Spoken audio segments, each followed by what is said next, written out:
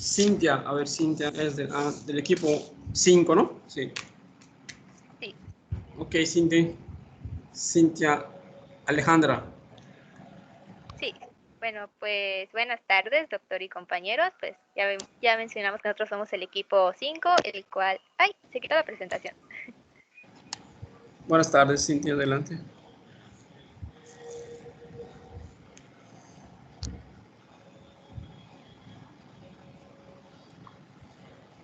Así está, somos el equipo 5, el cual está incorporado por Fabricio Rodríguez, José Limber, Andrew Vargas, Sheila Vargas y su servidora Cintia Rodríguez, ¿no? Y pues el tema que vamos a hablar el día de hoy es el esqueleto axial y apendicular, pero nos vamos a centrar más que nada en lo que son los estudios más frecuentes realizados en cráneo, columna vertebral y las extremidades, así como las generalidades sobre las fracturas y las luxaciones. Pues con esto vamos a empezar la exposición junto con mi compañero Andrew acerca de estos principales estudios y de las estructuras ya mencionadas. Siguiente. Siguiente. Next.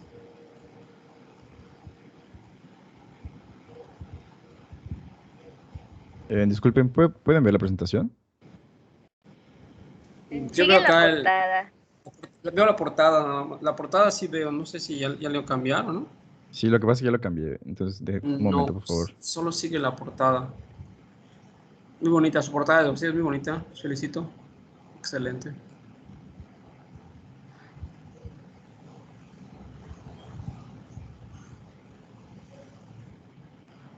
¿Quién está proyectando del equipo?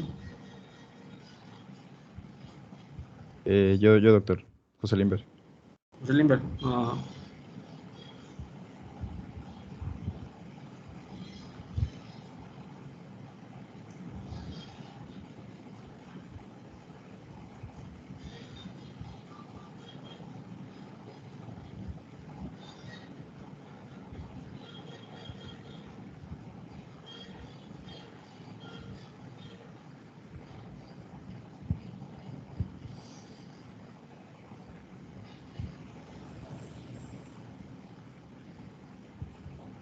Creo que mi compañero está teniendo problemas. Ahorita va a compartir mejor otro para que lo podamos ver.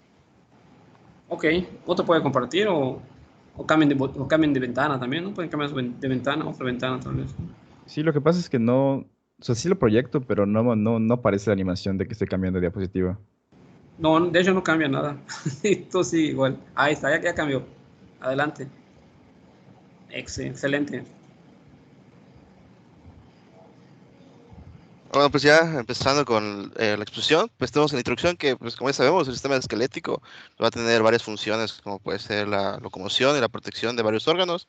Está compuesto de aproximadamente 206 huesos y para su estudio pues se divide en dos grupos, el esqueleto axial y el apendicular, siendo el esqueleto axial los que se encuentran en la línea media del eje y pues está conformado por el cráneo, la columna vertebral, el tórax y pues la pelvis. Y ya en la parte de esqueleto apendicular tenemos los huesos que conforman los miembros inferiores y superiores y pues las cinturas escapular y de la pelvis.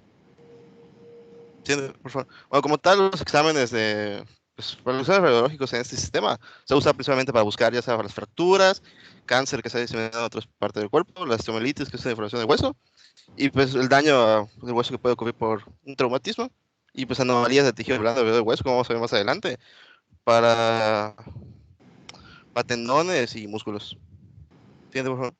Y como mencioné, pues las radiografías van a ser como que lo más importante de ese sistema, ya que las personas comúnmente se lesionan ya sea al chocar de manera activa con el entorno o pues, en otro tipo de traumatismos. Y a pesar de los avances que se tiene en la tomografía y la resonancia magnética, el principal estudio que se realiza es el estudio radiográfico. Y pues ahí tenemos unos ejemplos de las indicaciones de que se puede solicitar una tomografía y la resonancia magnética. Igual buscamos cuándo se solicita un ultrasonido y vamos a ver más adelante, que es para el estudio de tendones y ligamentos. Siguiente, por favor. Bueno, empezando ya con los estudios, tenemos al cráneo. En el caso de las radiografías, pues están en desuso, pero sí suelen utilizarse más que nada como cribado para sinusitis y pues traumatismos faciales. Tenemos que los traumatismos faciales, el más común va a ser fracturas nasal y después van a ser acigomáticas. Las proyecciones que se van a utilizar son la de Waters, la de Cadwell y la lateral. Y pues igual se cuenta con estudios de tomografía y resonancia magnética. Más que nada la tomografía se usa para, ya como tal, evaluar las infecciones sinusales y los traumatismos. Y la resonancia magnética, pues para, más que nada para tumores que se localizan en la cabeza y el cuello. ¿Entiendes?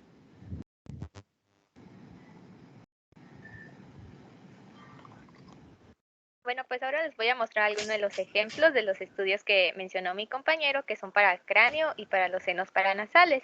Y Ajá. pues para ello primero quisiera definir, o hay que hacer recordar de lo que son los senos paranasales, que pues según recordamos nuestras clases de anatomía, serían esas cavidades llenas de aire, que son extensiones de la porción respiratoria de la cavidad nasal, que pues se encuentran en pares y pues van a recibir el nombre del hueso en el cual se localizan, como son los senos frontales, los senos etmoidales, que pues son más comunes llamadas celdillas etmoidales, los senos esfenoidales y así como los senos maxilares.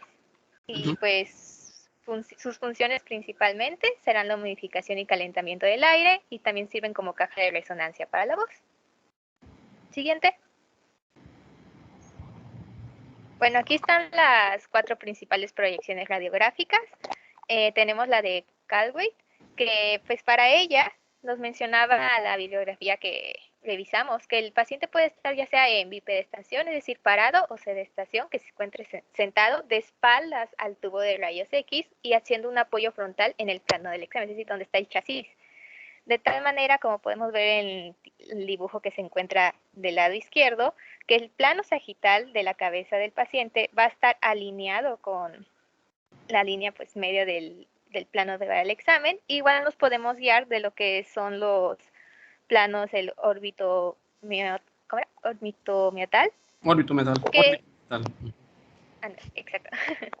Para que pues la cabeza está bien posicionada y ya pues al momento de que pase el rayo central de los rayos X, da como resultado la imagen que tenemos a su derecha, donde pues podemos visualizar lo que son los, no puedo señalar, pero bueno, si recuerdan más o menos dónde se encuentran, pues están los senos frontales, también podemos ver un poco más oscuro lo que son los senos maxilares, pues esto es porque se encuentran llenos de aire, igual que otras estructuras principales, ¿no? Pues en caso podemos ver también claramente lo que es el hueso frontal, las órbitas Pero sí oculares.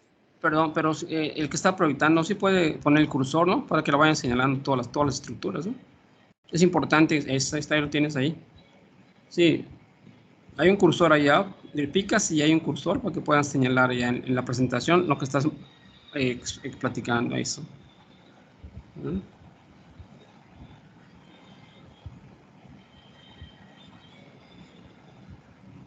Ahí está el cursor, ese puntito rojito, ¿no? Sí. Entonces vamos a ver lo que estabas platicando, ¿no? Entonces, ¿cuáles son los senos frontales? A ver. Los Sí, senos... Si quieren ir mostrando. Los senos frontales, los que había mencionado, pues son estos como se ve más oscurito que están arribita de las órbitas, entre cada órbita, no, pues, está arriba. Bueno, sí es el seno frontal, ándale, eso. Okay. Y más abajo los... ¿Esa qué proyección es? Esa es la de Cadwell. Al Cadwell, ok. Sí. Ahí se van a ver. También pues vemos... Ajá, ok. ¿Qué otros? Vemos un poco más abajo que están los senos maxilares, al lado de lo que es la cavidad nasal. Ándale, eso. Tanto de izquierdo como derecho. Pero el ideal para ahí es para ver frontales y qué otros. Sí. Tengo entendido que pues principalmente los frontales, pero también mencionaba pues otras estructuras, ¿no? Pues como son las órbitas, la órbita de la manera supraorbitaria. Porque también se batalla en esta proyección debido a como son huesos tan superpuestos. No puedes ver, digamos, no podemos ver aquí lo que es el seno esfenoidal, que ahorita vamos a ver más adelante en cuál sí lo podemos ver claramente. No, ahí lo que vamos a ver, además del seno frontal que está marcando ya, ¿verdad? Vamos a ver abajito de ahí están los senos etmoidales, ¿verdad? Ahí, este es uno y este son los dos, ¿verdad? Son los etmoidales, ¿verdad? Son muy importantes, porque los antros maxilares que están más abajo es más difícil de ver porque ya se interpone en parte relativamente el peñasco del temporal. Entonces ese hueso, eso que ves blancuzco que está ahí a los lados, es parte del peñasco. Entonces eso va a interferir. No es una proyección idónea para ver eso, ¿no? Más bien vamos a ver ya senos frontales, senos etmoidales. Y también puede ser parte de las órbitas, ¿no? Pero eso te ocurrió. Ok, adelante, sigue. Por ejemplo, Luego, ¿Qué pasó? una pregunta. Mayormente en un paciente normal debe verse en los senos, se puede decir, No. oscuros, ¿no? Y por un paciente con sinusitis se verían más opacos o más claros. O sea, como si fuera líquido. A ver, ¿qué es? ¿Eres qué? José Alberto, ¿no? Sí. ¿Se puedes hablar un poquito más fuerte porque no te escuché muy bien tu pregunta? Se ve muy borroso. ¿Cuál era tu duda, perdón? En un paciente normal Ajá. debería ver así los senos paranasales, se deberían ver oscuros, ¿no? Así como se ven en esa placa. Y en un paciente con sinusitis se vería como si tuviera líquido, ¿no? O sea, más blancuzco. Así es, se van a ver radio opacos, ¿verdad? O sea, más blanquecinos, o radio densos es lo mismo, ¿verdad? Y en una persona sana van a verse radiolúcidos, ¿verdad? O oscuros, ¿verdad? O sea, van a estar aireados, ¿verdad? Entonces ese es el chiste de esto. Acuérdate que los senos, como dijeron por allá, son áreas de neumatización que están aireadas, son cavidades que tienen aire, ¿no? Entonces ese es el chiste de esto, ¿no? Ver bien los senos según la proyección que sea. Y aquí básicamente, bueno, ahí pusieron 4, pero básicamente los senos paranasales son 3 estructuras, ¿verdad? La Caldwell, luego la que sigue, que es está ahí. A ver, adelante, ¿quién más va a platicar? ¿Quién está? Cintia, ¿no? Cintia está hablando, ¿no? sí, Adelante, sí, Cintia. la siguiente que tenemos es la de Waters, que en ella la posición del paciente igual se puede encontrar ya sea parado o sentado de espaldas al tubo de rayos X, pero en esta, a diferencia de la anterior, como también podemos ver en su dibujo, va a apoyar el mentón en lo que es el plano del examen, extendiendo el cuello. Y pues encontré que es opcional que abra la boca completamente, porque hay como una modificación, ¿no? Que es el que tiene la boca cerrada, pero si hable la boca completamente es cuando nos va a permitir visualizar lo que son los senos esfenoidales ya con radiografía tomada. Habitualmente no se le pide que abra la boca. Habitualmente aquí se hace la serie sin que abra la boca cerrada, ¿no? Ya cuando haces toda una placa con boca abierta para ver otras estructuras. Y aquí básicamente en esta proyección, la de Waters, lo que más nos interesa ver aquí, más que nada, son los antros maxilares, ¿verdad? A ver, el que está manejando el cursor. Antros maxilares, ¿dónde están los antros maxilares? Ese es uno, ¿verdad? Y el otro derecho, ese es del derecho, ¿verdad? Derecho, y el otro es el izquierdo, ¿verdad? Y también podemos ver parte arriba de los frontales. A ver, igual se ven un poquito los frontales, ¿verdad? Con uno y otro, ¿verdad? Entonces, habitualmente, por lo general, en los senos frontales, uno a veces está más crecido que el otro. Hay asimetría de senos frontales. Si ustedes ven la Caldwell del lado que está al ladito, la placa que está al ladito, vean cómo está un seno más grande, un seno frontal más grande, vean cómo está uno. Este está chiquito y el otro está más grandote. ¿Ya lo vieron o no? ¿Se lo vieron o no lo están viendo? Sí, doctor. Casi siempre los frontales son asimétricos, ¿verdad? Uno es más grande que el otro, ¿verdad? Entonces hay un crecimiento mayor de un seno frontal que el otro, ¿verdad? Entonces, y aquí en la proyección de Waters, además de lo que vamos a ver, los antros maxilares, vamos a ver también, esa es una parte muy importante, ¿verdad? Es el septum nasal. Vean a la nariz, ese es el tabique o septum nasal. Acuérdense que el tabique tiene dos partes, una porción ósea y la masa superior y posterior, y una cartilaginosa que es la más inferior, ¿verdad? Entonces, y a los lados, esa parte negrita, ¿verdad? A los lados, ese espacio, eso negro es el aire, es las cuando donde respiramos, ¿verdad? Las narinas. Ahí debe verse limpio, debe verse negro, aireado, o sea, que se vea todo con aire, ¿no? Porque generalmente, a veces vamos a encontrar, muchos de ustedes van a tener crecimiento de cornetes o hipertrofia de cornetes. Si ustedes ven la proyección de Caldwell, volvemos a la de Caldwell, a la de alito, a la de lado, vean cómo está ese septum. Vean cómo está, ahí dentro, vean que hay dos bolas blancas, bájale, eso, esa bolita, al ladito, esa bolita es el cornete inferior, vean cómo está crecido, ¿verdad? Y el otro también, el del lado derecho, ¿verdad? Ese es izquierdo, ese es derecho y el otro es izquierdo. Hay más crecimiento del cornete izquierdo, ¿verdad? Eso se habla de una hipertrofia de cornetes, ¿verdad? Generalmente crecen a veces los inferiores y los medios, ¿verdad? Entonces, eso también se puede ver tanto en la proyección de Caldwell, pero sobre todo en la de Waters, ¿verdad? En la otra. Y en la de Waters también nos sirve muchísimo para ver, aparte de los antros de los senos, para ver el tabique o septum también, ¿verdad? Los cornetes que no estén crecidos y eso que, a ver, esa parte que está, a ver, sigue, sube tu cursor. Sigue tu cursor. Ahí, no, usar la nariz, esa parte de la nariz, la periferia de la nariz, eso sí, bájale, sí, eso blanquecino, ¿verdad? Por dentro es la mucosa de la nariz, ¿verdad? A ver si no hay engrosamiento de la mucosa nasal, ¿verdad? Entonces también va junto con pegado con el crecimiento de cornetes, ¿verdad? Se engruesa la mucosa nasal, con el cambio de una rinitis, ya sea alérgica o atópica, ¿verdad? Y crecimiento bilateral de cornetes o de un solo lado, es hipertrofia de cornetes, ¿verdad? Y también podemos ver si hay desviación del septo nasal a la derecha o a la izquierda de la línea media. Vean cuántas cosas podemos sacar de esa placa de Carol, muchísimas, ¿verdad? También si está ocupado o no un antro maxilar, ¿verdad? Si tiene ya cambios inflamatorios, ¿verdad? Una sinusitis maxilar, ¿verdad? Que es muy frecuente, sea izquierda o derecha. O ahí donde está el antro maxilar, a ver, está el antro maxilar. Ahí, ¿verdad? A veces se forma un nivel, ¿verdad? Cuando está muy severa la sinusitis o hay cambios ya más complicados, ¿verdad? Hay un nivel hidroaéreo, o sea, la mitad está negra y la mitad está blanquecina, ¿verdad? Porque está ocupada por moco, por líquido, ¿verdad? Entonces, son niveles hidroaéreos por una lesión ya de una sinusitis crónica o ya complicada, ¿verdad? Entonces, son muy importantes estas placas, cuánto le podemos sacar a esta proyección. ¿Ya vi? Ok, Cinti, a ver, adelante. Sí, y también tenemos lo que es la proyección radiográfica lateral, que está abajo, debajo de la de Colway.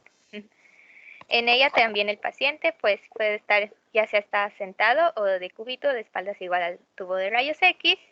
Y para guiarnos en lo que es la posición de la cabeza, usamos lo que es la línea interpupilar, que debe estar perpendicular al plano. Y también usamos pues el plano sagital, que este debe estar paralelo al plano.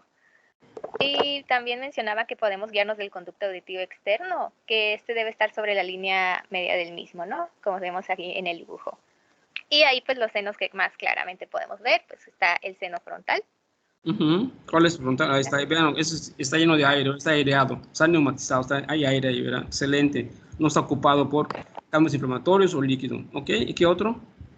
El seno maxilar, que está... El seno maxilar, que está bajito, igual está aireado, se puede ver, ¿verdad? Un poco borroso porque se superponen ahí estructuras óseas, pero se puede ver cuando está bien aireado, ¿ok? ¿Y? Y el seno esfenoidal, que Senoidal, está un poquito arriba. Más atrás. ¿Está? No, okay, no está allá, no. Un poquito más atrás. Atrás, ¿dónde está lo negro? Lo negro. Ajá, un poco más atrás, ahí. Sí. Okay, ahí. Eso negro que está allá, ¿verdad? Eso negro es el seno esfenoidal. Lo va a delimitar por encimita. ¿Qué se encuentra por encimita del seno esfenoidal? ¿Alguien del equipo 5, aparte de Cinti, o del equipo 1? Ahí que está marcando ya el cursor. Arribita del seno esfenoidal, ¿qué lo va a caracterizar? Ahí. También sirve muy importante para ver algún problema allá. ¿Es qué? La silla turca, ¿no? La silla turca, o también se le llama la región celar, ¿verdad? La región celar. Acuérdense que la región celar tiene tres partes importantes. Hacia adelante está la apófisis clinoides anterior, hacia atrás está delimitada por la apófisis clinoides posterior, y ahí abajo es el piso de la silla turca, o el piso, ¿verdad? Esa curvita, ¿verdad? Que es el techo de la seno esfenoidal, es el piso de la región celar o de la silla turca, ¿ya? Y más hacia atrás está el clivus, también es parte importante de lo que es el cráneo, ¿verdad? Entonces, y aparte de eso, también sirve para ver otras estructuras allá muy importantes. Cinti, ¿cuáles son? Además del seno esfenoidal, del seno frontal y del maxilar, ¿se ve también allá? ¿Qué otra cosa? Pues, bueno, lo que yo encontré también podemos ver lo que son las suturas. Mencionaba la sutura lamboidea y la bregmática. Bueno, pero hablamos de estructuras con aire, ¿no? Entonces, además, atrásito del seno esfenoidal, más hacia lo que es la región de la oreja, o el CAE, ¿ok? Está la zona de la región mastoidea. O sea, vamos a ver las celdillas, ¿verdad? Ahí, mastoideas, ¿verdad? Entonces, para ver si no están neumatizadas, también si tienen aire, ¿verdad? Entonces, vamos a ver cómo está ahí la región de la mastoides, ¿verdad? Entonces, ahí también hay grupos de células que pueden estar inflamadas y ocupadas también, o sea, o aireadas, ¿verdad? Cuando es normalmente, ¿verdad? Entonces, lo que es la parte de la celdilla mastoidea, ¿verdad? Muy importante. Acuérdense que el hueso temporal tiene varias estructuras, ¿verdad? Son muy importantes, ¿verdad? Entonces, hay varias partes, la región mastoidea, el peñasco, en fin.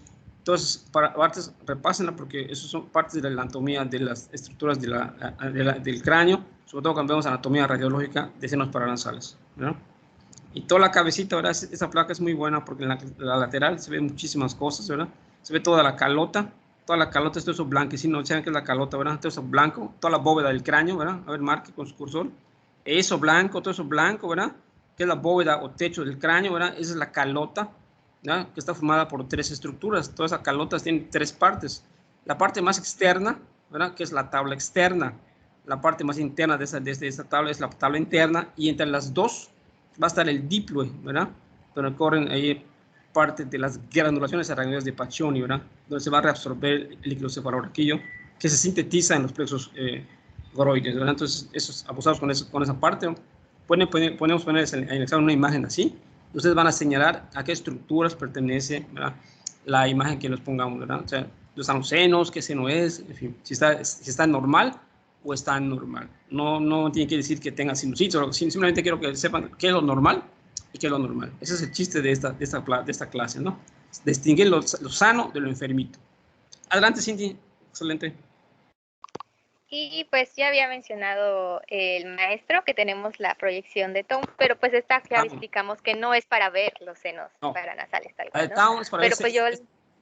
es para ver serie de cráneo, ¿verdad? Tenemos el cráneo, AP, lateral, y Towne, ¿verdad? Es T-O-W-N-E, Towne se pronuncia, ¿verdad? Entonces, también es muy bueno, ver el agujero occipital, agujero magno, todas esas cosas, es excelente, ¿no? Pero para buscar otra patología, fracturas, otras cosas. Entonces, la serie, vamos a dividir la serie para paranasales, son 3. Caldwell, Waters y lateral. Y para serie de cráneo, AP, lateral y Towne. ¿Claro? ¿Cinti? Sí, y ya, pues solo pues agregué esta, pues ya vimos que es para serie de cráneo, que igual pues el paciente puede estar sentado o de cúbito supino frente al tubo de rayos X. Y pues va a tener esta vez un apoyo occipital y va a ser una flexión máxima de la cabeza. Y pues ya vemos en el dibujo cómo los rayos X van a ir pues a dirección hacia el hueso frontal. Y pues tenemos como resultado esta imagen. Y pues podemos ver cómo se centra prácticamente en lo que es el hueso occipital. Y pues ya mencionó el doctor que podemos ver incluso el agujero magno, que es ahí, que se ve un poco más oscurito, abajito. Muy bien, muy bien, Cinti. Muy bien, excelente. ¿No? Adelante. Siguiente. Luego pasamos a lo que es la tomografía computarizada. Yo encontré que este es conocido como es el stand de oro para poder analizar lo que son los senos paranasales. Esta imagen cabe recalcar. Es el gol de oro actualmente, sobre todo y con un ataque simple, ¿eh? Ni siquiera hay que meterle medio contraste, con la simple puedes ver muchos estudios, pero básicamente en la tomografía computarizada nos va a servir muchísimo, ¿verdad?, para ver complejo, escuchen bien, complejo osteomiatal. Vamos a ver todo el complejo de los meatos, ¿verdad? El meato medio, anterior, superior y medio. Entonces, inferior es para eso, es para ver el complejo osteomiatal, sobre todo la tomografía computada de senos paranasales, la TC de senos paranasales. Es excelente, ¿verdad? Pero a veces no hay, porque no tenemos este recurso en el hospital, ¿verdad? Sobre todo en las UMFs o en el campo, pues no vas a tener todo, ¿no? Entonces, te ayuda mucho la placa básica. Y si tienes ese recurso, pues vas a ver aquí también todo lo que es senos paranasales, ¿verdad? Igual por tomografía, que es excelente, ¿no? Ver todo, ver tanto la parte blanda como la parte óseas, ¿no? Adelante, Cinti. Bueno, en el caso de esta imagen, como podemos ver las dos de arriba, que es la A y la B, obviamente podemos ver que es anormal lo que tiene este paciente, ¿no? La imagen que encontré mencionaba que tiene una tumoración, que creo, ¿cómo se llamaba? Bueno, no me acuerdo bien de qué tipo de tumor, creo que era un papiloma inverso. Y pues podemos ver que está afectando lo que es el seno maxilar y también llega a lo que es las celdillas etmoidales. Y pues ya en la parte de abajo se desplaza. Y en la parte de abajo, tanto la C y la D, vemos que decía que pues el examen hecho después de la intervención y ya se encuentran neumatizados. Claro, vean cómo está el antro derecho está ocupado por una masa de partes blandas, ¿verdad? Que deben dar en unas Hounsfield como unas 40 o 50 Hounsfield, ¿verdad? Está ocupando todo el antro maxilar derecho, ¿verdad? Está todo ocupado, ¿verdad? Y se proyecta esa imagen, ¿verdad? Hipodensa, por decir así, más que nada, hacia lo que es la región de las etmoidales derechas, ¿verdad? Hasta allá se va hacia arriba y comprime en parte igual de lo que es el área de la región del meato medio, ¿no? Vean cómo se ve todo eso. Vean cómo se ve el cornete de abajo, se ve hasta comprimido, se ve hasta pequeño, el de abajo, vean cómo se ve, es abajito, ¿verdad? Más abajito, ¿verdad? Eso, vean, comparado con el otro, ese es complejo, ¿verdad? Este pequeño ese cornete con el otro lado. Y el otro antro, vean, totalmente sano, ¿verdad? El del lado izquierdo, vean cómo se ve todo negro. Si lo ven, vean cómo está. Ese es el otro negro, ese es normal, ¿verdad? Es como está totalmente normal, ¿no? Entonces vean la diferencia, cómo se puede ver. Es muy importante, sobre todo para ver eso, como dice Cintia, para buscar algunas, para ver informaciones, ¿verdad? A nivel del antro maxilar, ¿verdad? Horizontes paranasales, es excelente, ¿no? Entonces es muy bueno. Entonces, pero a veces no tenemos ese recurso para poderlo realizar. Para ver el complejo estomacal, para ver antros, es excelente la tomografía computada de senos paranasales y no es tan cara, no es tan onerosa. La puede solicitar a un pacientito o incluso se hace a nivel del sistema de salud, ¿verdad? Bastantes. Adelante. Siguiente. Next. Bueno, ya para ver los diferentes planos que implica lo que es la tomografía computarizada, hay que mencionar que usamos pues la ventana parahuesa o la ósea y pues tenemos el plano coronal, el sagital y el axial, ¿no? El coronal pues ya sabemos, digamos, si tuviéramos la herramienta tal cual, podemos ir de antero-posterior, ir moviéndolo y el axial pues es superior inferior. Primero pues voy a explicar lo de la imagen que tenemos al ladito. Que en el cual pues es el plano sagital y pues con el número 1 podemos ver lo que es el seno frontal. El número 2 menciona lo que son las celdillas etmoidales y el número 3 que está más atrás es el seno esfenoidal y también pues nos marca esta imagen lo que son los cornetes, que es el medio y el inferior respectivamente. Y para los otros planos decidí usar un pequeño video que encontré en internet que pues tiene como el movimiento que podrías ver si tuviéramos el equipo adecuado. Está corto el video porque pues le aceleré. Ahí podemos ver lo que es la ventana del hueso, el seno frontal y el septum que los divide. Si vamos yendo más posterior, vamos a aparecer lo que son, ahí dice las láminas papiráceas y también aparecerán lo que son las celdillas etmoidales un poco más. Ay, se puso pausa. No, está bien, puedes dejarlo corriendo, porque pues aparecen los nombres, ¿no? En el video.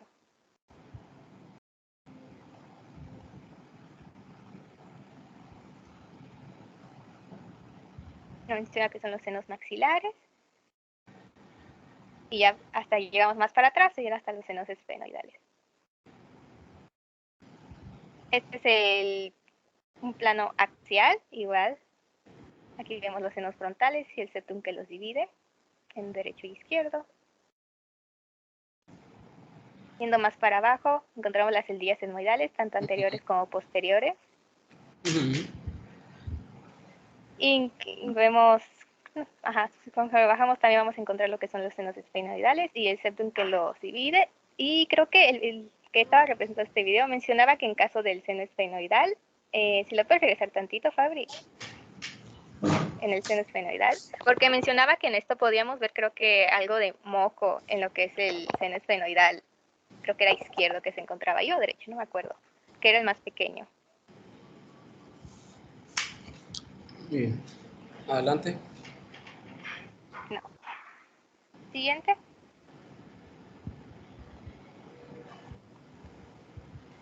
Luego pasamos a lo que es la resonancia magnética, ¿no? Siguiente.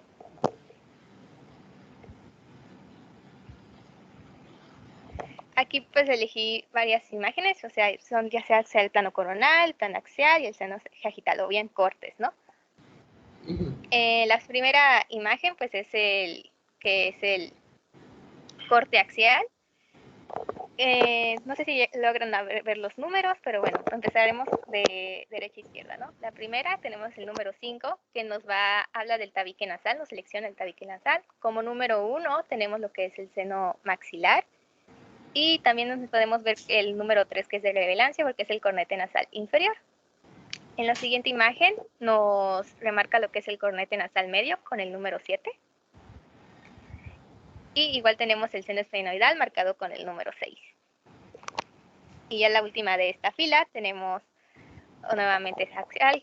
Tenemos el número 8, que nos marca las celdillas etmoidales anteriores y las celdillas etmoidales posteriores marcados con el número 9. Luego tenemos la siguiente fila de abajo, que es el corte coronal. Cabe mencionar que pues este corte coronal, como podemos ver, pues se encuentra en la apoderación T2, porque lo diferenciamos por lo que el líquido que vemos en el cerebro pues se ve de color blanco, en las de T1 pues se encuentran de color oscuro. En esta pues en la primera imagen logramos ver que son los cornetes nasales, tanto el inferior como ¿cuál era? El medio. En la siguiente, del número 1, vemos lo que son los senos maxilares, y ya pues en la última, el número 6, ya lo había mencionado, que es el seno esfenoidal, ¿no? Y el número 2, o sea, sería como que relevante, no vayamos a confundirnos, porque el número 2, uno podría pensar, ay, es el seno esfenoidal, pero en realidad el número 2 habla de la nasofaringe, perdón. Sí, tiene aire también. Y ya pues luego, pues ya la última secuencia que tenemos está en T1 igual, y es el plano sagital, donde vemos con el número 1 el seno maxilar. También vemos lo que es en la siguiente, de al lado, con el número 3 y 7, ya los habías mencionado anteriormente, que es el cornete nasal medio, así como el cornete nasal inferior. Y en la última, pues podemos ver claramente lo que es el seno frontal, el seno esfenoidal, así como la nasofaringe, como en el número 2 que va hacia abajito, ¿no? Igual pues hay como un pequeño video donde podemos ver estas imágenes, pero pues con movimiento para una mayor visualización, por así decirlo.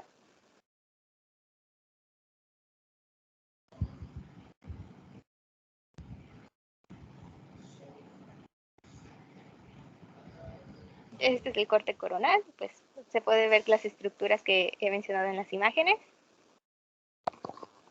Y pues solo para mencionar que en caso de tanto en la apoderación T1 como T2 hay que dejar en claro que los senos paranasales pues los vamos a encontrar hipointensos, ¿no? De color negro debido a su contenido de aire. Este es el corte axial, que vamos de arriba hacia abajo.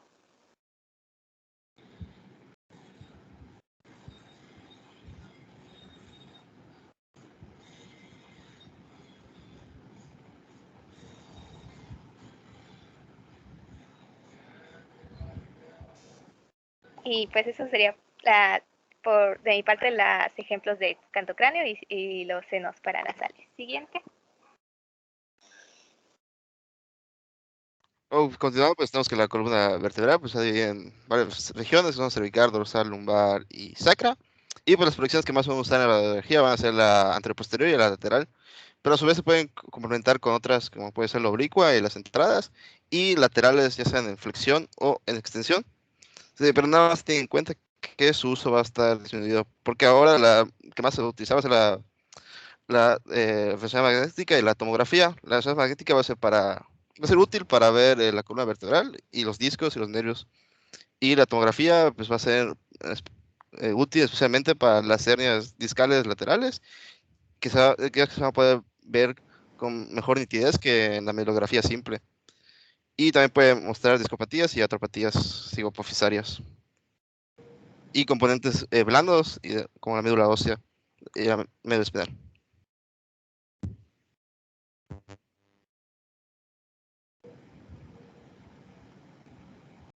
Siguiente. Y pues nuevamente tenemos los ejemplos de los estudios que mencionó mi compañero, ¿no? En este caso, pues igual proyecciones radiográficas, tenemos la lateral, la oblicua y la anteroposterior, y pues nos van a servir para ver las estructuras más que nada pues óseas, ¿no? Y pues igual como pues, un poco de introducción, hay que recordar que la columna vertebral pues es una estructura que estaba formada por 33 vértebras, ¿no? Separadas entre sí por los que son los discos intervertebrales, que son fibrocartilinosos. Y ahí ya sabemos que son 7 cervicales, 12 torácicas, 5 lumbares, 5 sacras y 5 coccigias. Bueno, no, perdón, de 3 a 4 coccigias. Y ya, pero pues en los adultos ya vemos que estas se van a como fusionar y a veces pueden decir que tenemos menos vértebras. Y pues podemos ver, a ver, ¿cuál podría ser? La anteroposterior. Vemos claramente cómo son los cuerpos vertebrales. Los circulitos y esos del medio, podemos ver que son las apófisis espinosas de estas vértebras, y así como pues los pedínculos que salen de las vértebras son visibles también. En la lateral también pues encontramos las mismas estructuras, pero pues con diferente vista. Igual encontramos los cuerpos vertebrales, se pueden ver las apófisis espinosas que salen de ella. Y pues en la oblicua, encontré que la obliqua más que nada se utiliza para... ¿cómo se llamaban esos agujeritos? Es un tipo de agujerito. Se me olvidó el nombre. Agujeros de conjunción. Sí, que se utilizan especialmente para poder visualizar esos agujeros de conjunción. ¿Qué son esos negritos que se ven? ¿Conjunción? Sí. Ajá, esos que se ven ahí. Y pues la columna vertebral también se puede realizar lo que es la resonancia magnética o la tomografía computarizada, pero pues la resonancia magnética lo va a hablar mi compañero un poco más adelante y de manera más específica, y por ello pues yo solamente puse una imagen de lo que es la tomografía computarizada de la columna vertebral. En este caso la que vemos aquí del lado izquierdo, pero como podemos ver no es como en un paciente sano, ¿no? Porque pues la tomografía que se tomó es una preoperatoria en corte sagital y pues podemos ver las lesiones, incluso las marca también las flechitas, que se ven en los cuerpos vertebrales, tanto T3, T4, T8, T9 y creo que también T7. Ahí. Siguiente. Ya pasó a otros estudios, pasamos de las manos, van a utilizar precisamente 3 proyecciones que son la posterior anterior, la lateral y la oblicua. Para la toma de la proyección posterior anterior, el paciente va a estar sentado junto a la mesa y va a poner su mano en pronación sobre el chasis y el vallo va a ir perpendicular a la mano. Ahí se puede ver en el ejemplo de primera, arriba es la posterior anterior. En la lateral, el paciente igual va a estar sentado sobre la mesa, va a tener el codo flexionado y va a poner lo que sería el quinto metacarpiano, el pulgar, no, perdón, el pulgar, el meñique sobre el chasis y el vallo va a ir perpendicular. Va a ir sobre la mano. Y ya finalmente tenemos la oblicua, que para la oblicua el paciente va a estar sentado sobre el chasis y va a alinearse. La mano va a estar inclinada a 45 grados y va a estar igual alineada con el quinto metacarpiano y el eje del vallo va a ir perpendicular a la mano. Y nada más para como un dato, pues se usa la distancia del foco de la película son 5 centímetros y el kilovoltaje que se usa son 46 kilovolts. ¿Entiendes? Para el antebrazo tienen 2 proyecciones igual, que van a ser la anteroposterior y la lateral. Como se puede ver en la imagen, en la proyección anteroposterior, el paciente va a estar sentado y va a extender el miembro superior que está afectado, se va a analizar, sobre el chasis y va a estar completamente extendido y en supinación. No, perdón, supinación. Y en la lateral, igual, el paciente va a estar sentado con el codo flexionado a 90 grados y va a poner la mano sobre el chasis y el vallo igual va a incidir perpendicularmente. ¿Sí? Para la proyección del codo usamos 3 proyecciones principales, que son la anteroposterior, la lateral y la oblicua, con rotación externa. En la proyección anterior-posterior, como el brazo va a estar igual de manera extendida, se va a colocar el codo de tal manera que el vallo incida específicamente sobre el codo. Y en la proyección lateral, igual el paciente sentado, con el codo flexionado a 90 grados y se va a poner de manera lateral en el chasis.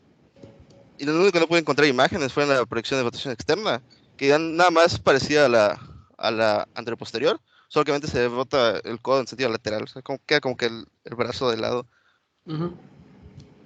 Y eso sería todo.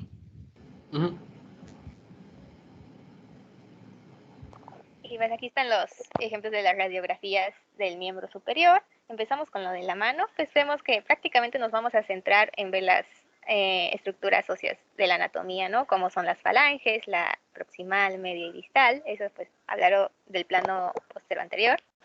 También tenemos lo que son los metacarpianos, que están más abajito. Y también pues si incluso se hace como una radiografía un poco más detallada, podríamos ver lo que son los carpos, el carpo, perdón, y los huesos que lo incluyen, ¿no? Que son 8, pero pues desde esta vista creo que no los podemos visualizar bien. Y pues también pues, están las imágenes de la lateral y la oblica que se encuentra en medio, que pues también nos sirve para ver las mismas estructuras. Luego tenemos pues el antebrazo, pues prácticamente es la anteroposterior y la lateral. Y pues las estructuras más relevantes, se podría decir, en esta es tanto la la radio y el cúbito, perdón. Y la del codo igual, la anteroposterior, la lateral y la oblicua respectivamente los tenemos ahí, donde pues podemos ver prácticamente la articulación del codo desde diferentes vistas, en la cual nos incluye el húmero, la cabeza del radio, la de cúbito respectivamente, ¿no? Siguiente.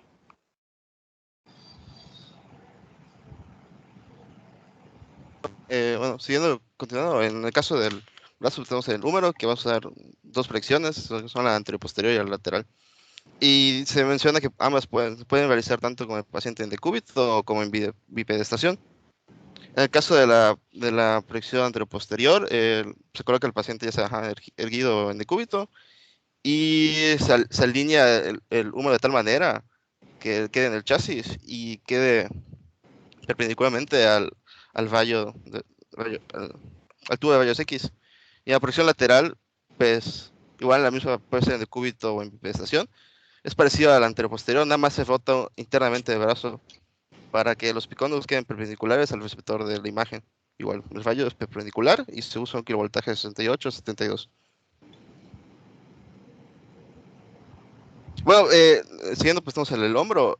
Aquí se usa para evaluar la articulación escapulohumeral. Y pues está la anteroposterior y la proyección axilar. En realidad, en la anteroposterior se divide como que en tres, porque puede ser ya sea interna, externa o verdadera, pero en este caso vamos a centrar nada más en las dos, que son la interna y la externa. Igual se puede realizar en bipedestación, en decúbito. En la proyección anteroposterior, pues dependiendo de cuál se vaya a hacer, se puede abducir o aducir ligeramente el brazo, bueno, se abduce el brazo y se rota ya sea interna o de manera externa para obtener las dos anteroposteriores. Ahí podemos ver en la primera la rotación interna y en la segunda la rotación externa. Y en el caso de la proyección axilar, se va a abducir el brazo esta vez sí, de una manera mayor que la anterior, de tal manera que la axila quede despejada y el tubo de rayos X apunte a la axila, directamente a la articulación escapulohumeral.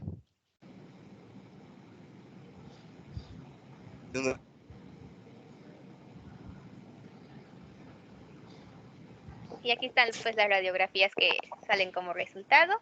Primero tenemos la del hombro, que ya pues acaba de explicar mi compañero, la anteroposterior, que es la más pegada a la derecha, y la izquierda la axilar, ¿no?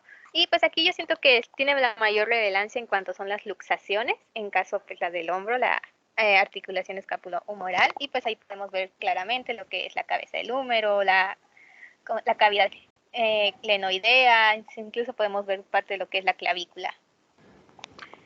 Y en caso del húmero, pues también está la anteroposterior y la lateral, y pues podemos ver el hueso en sí, ¿no? Que corresponde. Siguiente.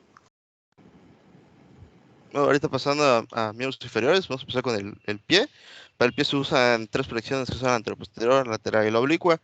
Se pueden tomar ambos en bipedestación, en pacientes supino, y en el caso de la proyección anteroposterior, pues el paciente pues en supino o en sedestación, la rodilla va a tener que estar flexionada a 90 grados y la superficie plantar va a estar sobre el chasis, de tal manera que el eje de rayos X sea perpendicular al dorso del pie. En el caso de la lateral, pues el paciente igual pues en supino o en bipedestación, y va a tener que igual flexionar la rodilla y va a botar el pie de tal manera que el pulgar o el primer metatarsiano quede sobre el chasis, y ya en la oblicua la pierna va a tener que estar igual como la anteroposterior, nada más que va a estar rotada internamente 45 grados, así de igual forma que el primer metatarsiano quede sobre el chasis, y ya el quinto y cuarto dedo queden fuera, como que estén flotando del chasis. En el caso del tobillo, pues, utilizan habitualmente tres igual, que son la anteroposterior, la lateral y la oblicua. Y en el caso anterior posterior, el paciente pues, se encuentra en supino y lo que sería el calcáneo, o el tendón de Aquiles, se encontraría sobre el chasis. Y va a estar perpendicular al chasis, y igual el rayo es perpendicular al chasis, no al pie. En el caso de lateral, el paciente igual se va a convertir en decúbito lateral y se va a flexionar la rodilla 45 grados, no se nota en la imagen. Y se coloca el pie igual, va a estar en lateral de tal manera que el quinto metatarsiano quede sobre el chasis. Y el eje de rayos X va a ser perpendicular.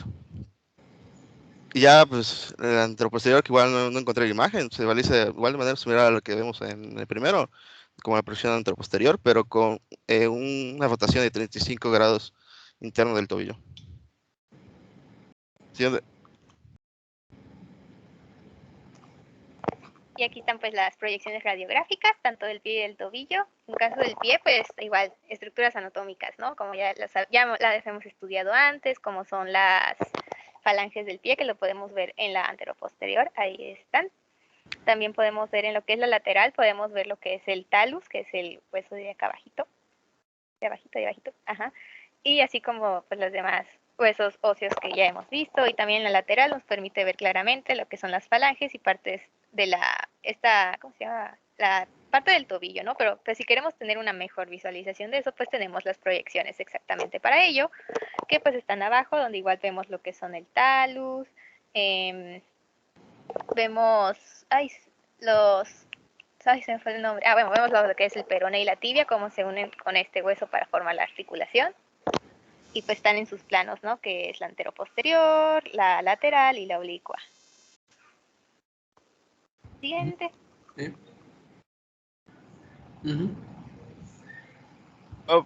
Para el caso de la pierna, pues son bueno, dos proyecciones previamente, que son anteroposterior y lateral.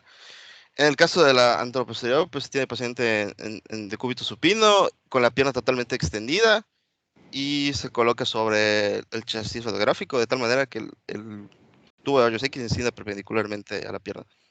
Y ya lateral, el paciente igual va a estar en decúbito, nada más que de esta manera lateral, va a flexionar ligeramente la rodilla y se va a colocar una especie de almohada para la pierna que no se va a analizar, para que no estorbe en la toma del examen.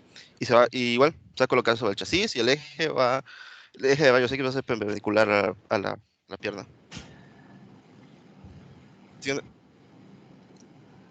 En el caso de la rodilla, pues se utiliza ampliamente la anteroposterior y lateral, aunque igual puede existir la anteroposterior en carga o en proyección oblicua. En este caso solo va a hablar de la anteroposterior y la lateral. Igual se toma en decúbito supino. En el caso de la anteroposterior, igual se extiende de manera completa el miembro inferior que se va a analizar, de tal manera que el tubo de rayos X incide directamente sobre la rodilla y sea perpendicular a esta. Pues obviamente se conoce sobre el chasis. Ya pues en la lateral, el paciente va a estar ahorita en el cúbito lateral, igual sobre el chasis, de tal manera que el tubo de rayos X incida perpendicularmente, como la imagen, sobre la rodilla. Ahí va a tener una flexión de aproximadamente 25 a 30 grados y pues igual se utiliza como que una especie de almohada en la otra pierna para que pueda estar levantada, pero no se ve en esa imagen. Siguiente. Para finalizar el miembro inferior, tenemos al fémur y la pelvis. En ese caso, ambas se van a utilizar ya sea proyecciones anteroposteriores y laterales. En el caso del fémur anteroposterior, pues el paciente igual va a estar en decúbito supino, con la pierna totalmente extendida y sobre el chasis del equipo de rayos X, de tal manera que el tubo de rayos X incida perpendicularmente sobre la pierna. Y pues va a estar centrado en la línea media. Ya en el fémur lateral, el paciente se va a encontrar en decúbito lateral, o igual puede ser en decúbito. En este caso, pues ahí está en decúbito normal. Se pone el chasis a un lado de la pierna de analizar y se enciende perpendicularmente a la pierna. Es precisamente cuando está en decúbito supino normal, es para cuando hay un traumatismo, cuando no se puede mover la pierna. Ya en la pelvis anteroposterior, pues igual el paciente va a estar en decúbito supino y se va a colocar los brazos a los costados, va a estar cruzado sobre el tórax, igual el eje de rayos. El tubo de rayos X va a estar perpendicular a la pelvis. En la lateral, pues sí, el paciente nada más va a estar en decúbito lateral, va a estar perpendicular al tubo de rayos X. Siguiente. Y ya por último, pues de mi parte son los últimos ejemplos radiográficos. Tenemos en primer lugar lo del fémur, que está la anteroposterior y la lateral respectivamente. Esa es la lateral y esa es la anteroposterior. Luego tenemos la tibia y el peroné, igual anteroposterior y lateral respectivamente. Podemos ver los huesos claramente definidos ahí. Y pues por último tenemos lo de la rodilla, igual anteroposterior y lateral, en la que podemos ver, o sea, más fácil en la proyección lateral, se puede ver lo que es el hueso de la rótula, o creo que también conocen como patela, ¿no? Sí, como el hueso patelar. Y pues en cambio en la anteroposterior pues podemos ver mejor lo que son los cóndilos externo y interno. Y pues vemos también lo que es por parte de arriba lo que es el fémur y abajo tibia y peroné respectivamente.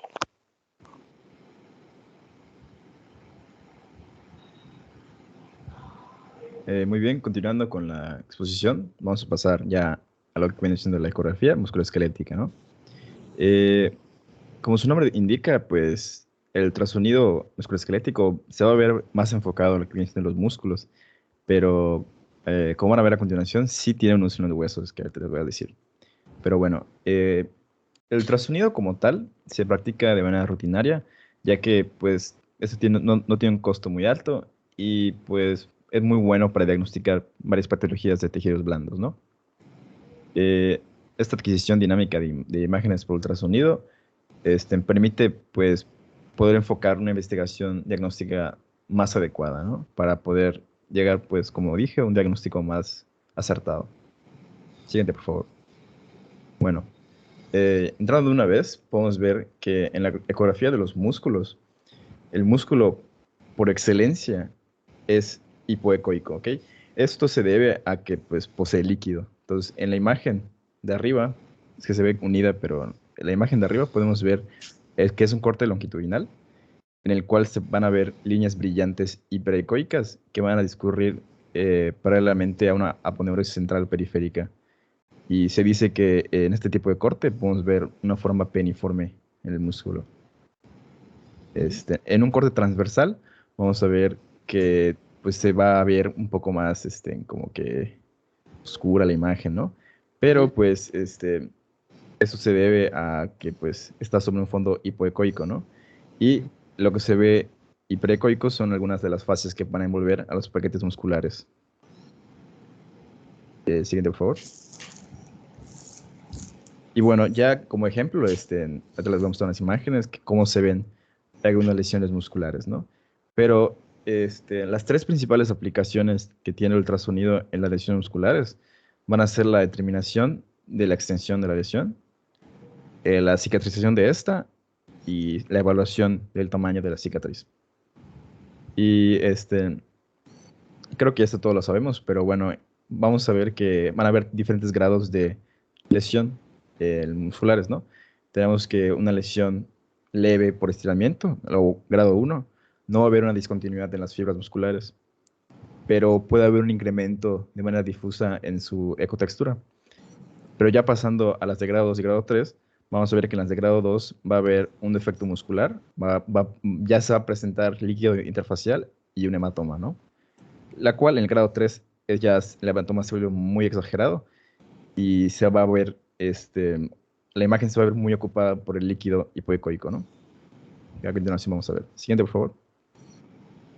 Y bueno, aquí son ejemplos, ¿no? En la primera, en la superior izquierda, podemos ver esta que es de grado 1. Podemos ver esta discontinuidad con líquido interfacial, ¿no? Que pues va a indicar discontinuidad de las fibras y líquido, más que nada. Y si nos vamos abajo, que de hecho esto es un ejemplo de una lesión muy común de tenista, en el cual vamos a ver el gemelo interno y el sóleo en la parte inferior. Vamos a ver una discontinuidad en la parte en medio y donde está la flecha vamos a ver la formación del hematoma, el cual ya exageradísimo se ve en la parte de la derecha, que es un hematoma ya muy ya grande, ¿no? Muy formado el hematoma. No, en la derecha. No, en la derecha, aquí. La derecha. Esa. Esa ya es de grado 3. O sea, ya no se ve la continuidad de las fibras y se va a ver un hematoma muy grande. Siguiente, por favor. Y bueno, ahora pasando a lo que vienen siendo los tendones, podemos ver que en los tendones vamos a ver un tamaño regular, independiente del tendón. En general, los tendones vamos a ver que van a presentar un tamaño o un grosor de 0.3 a 0.4 milímetros, que pues van a alternar con imágenes hipoecoicas de 2 milímetros, ¿no? Podemos ver aquí en la imagen superior, donde son las flechas, vamos a ver, se delimita muy bien el tendón. Y normalmente en músculos pues ya muy largos, tienen una cierta tendencia a curvarse o enroscarse de una forma, decía en algunos libros, espiroidea, que pues, se describía que servía para presentar una mayor resistencia, ¿no? Y en la parte inferior podemos ver un paquete, no sé si lo pueden ver ahí donde están las flechas. Ese es el tendón, en el corte transversal, ¿no? Y es un dato interesante que a esta imagen, en algunos libros le mencionan que se le puede llamar imagen en sal y pimienta a este tipo de corte transversal del tendón. Bueno, cada corte tiene un patrón, ¿eh? De hecho, eso otra vamos a platicar, ¿no? En los músculos hay un patrón, en los tendones hay otro y en los ligamentos hay otro, ¿eh? Adelante. Sí, siguiente, por favor. Y bueno, les traje un pequeño ejemplo, ¿no? De cómo se vería una ruptura del tendón. Y pues bueno, en una ruptura normalmente podemos ver defectos focales que por el líquido o la discontinuidad de las fibras vamos a ver una imagen hipoecoica, ¿no? Como podemos ver delimitada en las dos imágenes. Y ya puede haber en esta ruptura una ausencia de la retracción del tendón. Y esto puede ayudar a lo que viene siendo el diagnóstico. O sea, decir que puede ser una ruptura parcial y no una completa, ¿no? Pero ya en una completa, pues como su nombre dice, va a haber una discontinuidad total de las fibras y va a haber una retracción del tejido tendinoso. Y pues esta se va a ver mejor debido a que se va a delimitar el hematoma. Y de hecho, algo que no mencioné con los músculos es que hay una, digo, no es que sea como que regla, pero en un libro lo mencionaba que debía de, ¿cómo explicarlo? Que a manera de como que diagnóstico se deberían examinar todas las lesiones, aunque sea de grado 1, en las musculares, dentro de 2 a 48 horas después del evento traumático, debido a que el hematoma puede delinear mejor la ruptura muscular. O sea, es un dato, ¿no? Que mencionaba un libro, que se me olvidó mencionar. Pero bueno, sí, esto es, de hecho, creo que es el tendón de Aquiles, si no estoy mal, el que está en la imagen. Siguiente, por favor. Y bueno, ya pasando a lo que viene siendo los ligamentos, podemos ver que pues, los ligamentos son, como ya sabemos, estructuras de tejido conectivo denso con fibras de colágeno, ¿no? Que se van a extender como cintas o bandas entre los componentes articulares y les va a conferir a estos estabilidad y flexibilidad. Y pues esto se estudia más que nada en su eje longitudinal, ya que en el transversal, en algunos, o sea, yo no pude encontrar una imagen en la que en el corte transversal se pudieran ver de manera correcta, ¿no? Pero bueno, en esta imagen podemos ver las flechas que señalan esta pequeña tira de acá, no sé si la pueden ver, y va a tener una ecogenicidad media y un aspecto no tan fibrilar, a comparación de los tendones, ¿no? Y bueno, esos son los ligamentos. Y ya para finalizar esto, ¿no? Que yo al principio, cuando empecé a leer el tema, yo creí que era tontería, ¿no? O sea, ¿por qué van a hacer ecografía de huesos? Pero sí tienen un uso que yo no sabía, pero bueno, en general no se utiliza el ultrasonido en huesos porque presentan una resistencia al paso del sonido. Entonces se va a reflejar varias veces la imagen y no se va a propagar al interior. Porque, por ejemplo, esta imagen que ven arriba, se supone que son 2 falanges, se supone. Yo no le veo forma de falange, pero pues se supone que son 2 falanges. Y se puede ver cómo se va a repetir la imagen, ¿no? Las líneas. Porque la línea de arriba, ese es el hueso. O sea, esa línea hiperecogénica, ese es el hueso. Y las líneas de las que van como que de abajo, es solo como que el reflejo del sonido, ¿no? De la resistencia al paso. Pero sí tienen un uso que no se le da mucho. En un artículo estuve leyendo que sí se le puede dar, ya que mencionaba un artículo que si tú utilizas ultrasonido en pacientes con sospecha de osteosarcoma, se puede ver de manera correcta, ya que generan reacciones periósticas que son fácilmente observables por ultrasonido, ¿no? Y que el Doppler a color identifica la vascularización del tumor y pues puede verse de manera más fácil, ¿no? De hecho, esta es una imagen que se supone, o sea, yo no le veo mucha forma, pero se supone que aquí se puede visualizar un osteosarcoma en la imagen de la izquierda. Y pues bueno, ese es un uso que se le puede dar al ultrasonido, ¿no? En huesos. Y ya sería todo.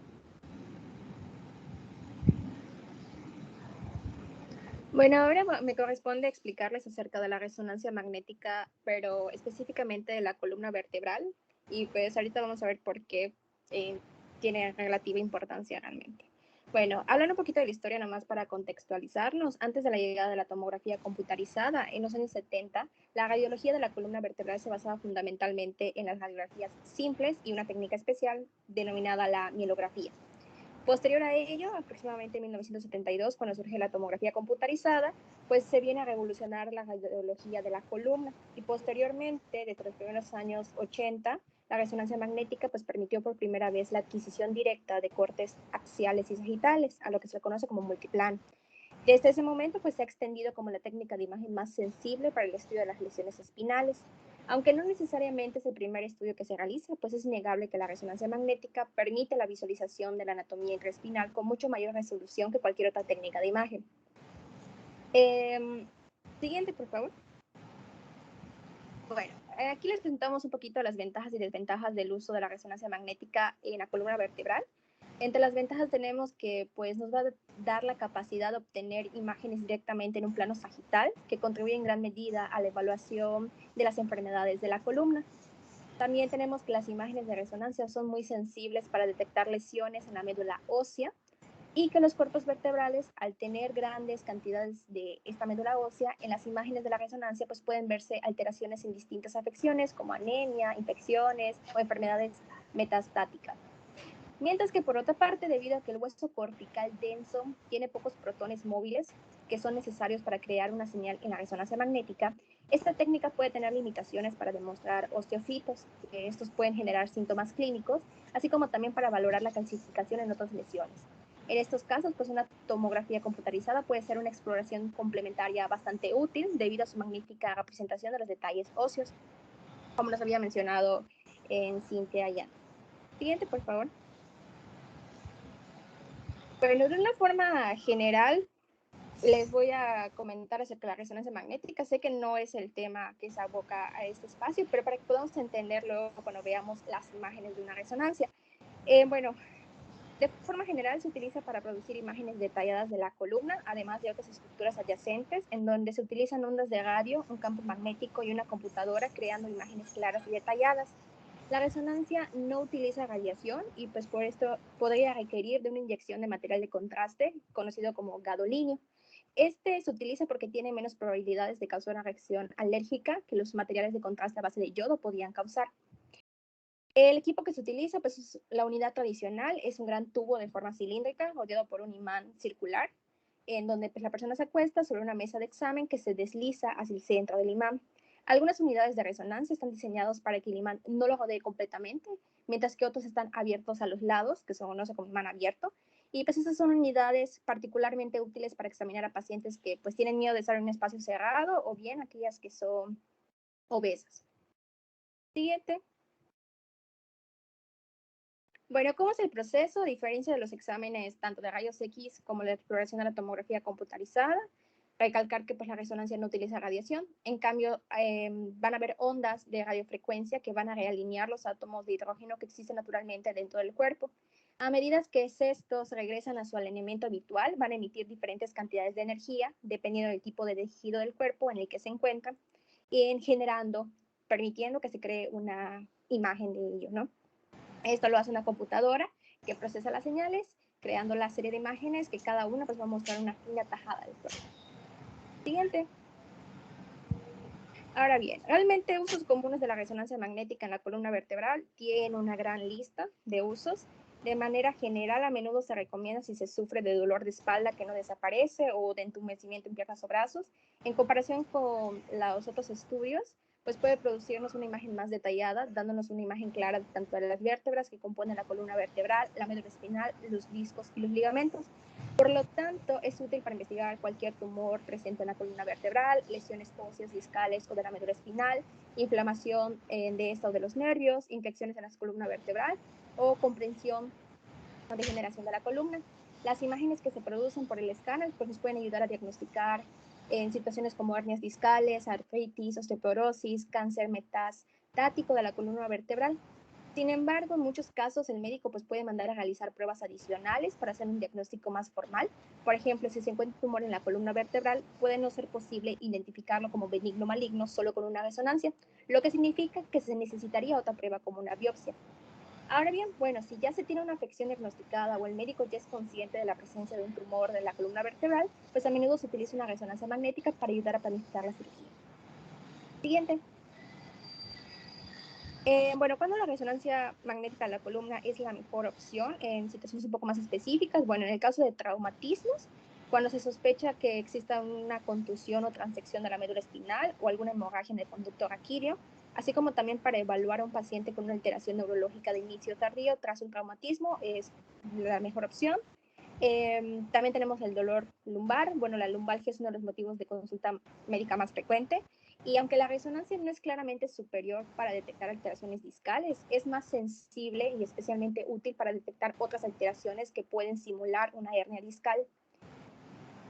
En pacientes con sospecha de tener mielopatía, es sin duda la mejor y la primera prueba diagnóstica que se debe de emplear, ya que es la única que permite una visualización directa de la médula espinal. En el caso de alteraciones congénitas, las radiografías simples pueden ser útiles para una primera evaluación, pero finalmente la resonancia es la técnica de elección, ya que pues permite ver las alteraciones de la médula, de las raíces nerviosas. Y finalmente, si se sospecha de metástasis de la columna vertebral, las radiografías simples son una forma económica y sencilla para detectarla, pero afortunadamente las radiografías no van a mostrarnos alteraciones hasta que exista una importante destrucción ósea, por lo que la resonancia pues, es bastante sensible para detectar el reemplazamiento de la médula normal por algún tumor y pues establecer un diagnóstico de forma mucho más precoz para la persona. Siguiente. Ahora bien, enfocándonos ya en las imágenes de la resonancia magnética, pues esta se puede obtener utilizando distintas secuencias. Las que se utilizan más habitualmente se conocen como eco de spin y pues pueden ser potenciadas tanto en T1 como en T2. Para entender un poquito acerca de qué significa decir potenciadas, hay que tener en cuenta algunos aspectos. Primero que nada es que la intensidad relativa de la señal, es decir, el brillo de los tejidos en una imagen, está determinada por factores como el pulso de radiofrecuencia y las ondas del gradiente para obtener la imagen, las características intrínsecas de T1 y T2 de diferentes tejidos, así como la densidad de los protones en estos mismos. Así que bueno, al controlar el pulso de la radiofrecuencia y las ondas del gradiente, los programas computarizados van a producir en secuencias de pulsos específicos que determinan cómo se va a obtener una imagen, que es algo que se conoce como ponderado. Y pues por eso aparecen los diversos tejidos, las imágenes pueden ser ponderado en T1, ponderado en T2 y potenciado en densidad protónica. Centrándonos en estos dos ponderados, le puedes dar a la siguiente, pues se ve mejor la imagen. Bueno, aquí tenemos dos imágenes que son normales de una resonancia magnética. En la imagen A, que es de la izquierda, vemos una imagen en corte sagital potenciada en T1 de la columna vertebral cérvico-dorsal. La médula espinal pues realmente se identifica muy fácilmente. Hay que notar que el líquido cefalorraquídeo anterior y posterior a la médula va a ser hipointenso, es decir, de baja intensidad, un color más oscuro. Mientras que en el caso de la médula ósea de los cuerpos vertebrales que están señalados por las flechas, esos van a ser hiperintensos y pues esto se debe al contenido graso que tiene. Los espacios discales se ven bien y tienen menor intensidad de señal, que son las puntas de las flechas únicamente. Y a esto se le denomina como de intensidad intermedia, perdón. Y pues esta es intensidad de señal normal de la médula ósea y del disco en las imágenes potenciadas en T1. Cualquier alteración, es decir, por ejemplo, si el disco es más brillante o tiene mayor intensidad de señal que la médula ósea, pues se debe inducir a la sospecha de una enfermedad de la misma. Por su parte, en la imagen del lado derecho, la B, es una imagen igual sagital, pero esa está potenciada en T2 de la columna cervical. Y pues básicamente, digamos, como que sería lo contrario. Aquí el líquido cefalorraquídeo va a ser muy hiperintenso, mientras que la médula espinal va a tener una relativa baja intensidad de señal, o sea, va a ser hipointensa. Los discos, que igual están señalados con las puntas de las flechas, tienen una mayor intensidad de señal que en las imágenes en T1, y esto es debido a su contenido en agua, cuando pues, son normales. Mientras que por otro lado la médula ósea tiene una menor intensidad de señal y esto es porque la grasa se oscurece en T2. Solo hay que tomar en cuenta aquí que el hueso cortical, al carecer de protones móviles para producir señal, pues es impuitenso en todas las secuencias de pulsos, o sea, tanto en T1 como en T2. Siguiente. Bueno, entonces cualquier alteración en la intensidad de señal normal que se espera en una estructura anatómica, pues debe inducir a buscar una explicación, ya sea técnica o patológica, para esta señal anormal. En algunas aplicaciones clínicas, al obtener imágenes tras la administración intravenosa de gadolinio u otros medios de contraste paramagnéticos, pues puede añadir información valiosa para clarificar interrogantes abiertas en las imágenes, o bien pues permitir la detección de lesiones que no eran visibles sin contraste. En los últimos años, la utilidad de las imágenes con contraste intravenoso en la columna pues ha aumentado con el uso de secuencias con supresión de la grasa, especialmente para la evaluación de lesiones dentro del canal raquídeo. Es por eso que pues, en esta imagen vemos, es igual a una imagen sagital de la resonancia de la columna lumbosacra potenciada en T1 con contraste intravenoso y supresión de la grasa. Esta es una mujer de 22 años con sarcoma de Ewing metastático que acude con dolor en la columna irradiado a la pierna y con parestesias en los miembros inferiores. Los múltiples nódulos que realzan mucho con el contraste, pues nos permiten indicar los depósitos tumorales subaracnoideos. Estaría presentando. Siguiente. Ahora bien, también aquí en la resonancia magnética utilizamos 3 planos, que son los sagitales, coronales y el axial.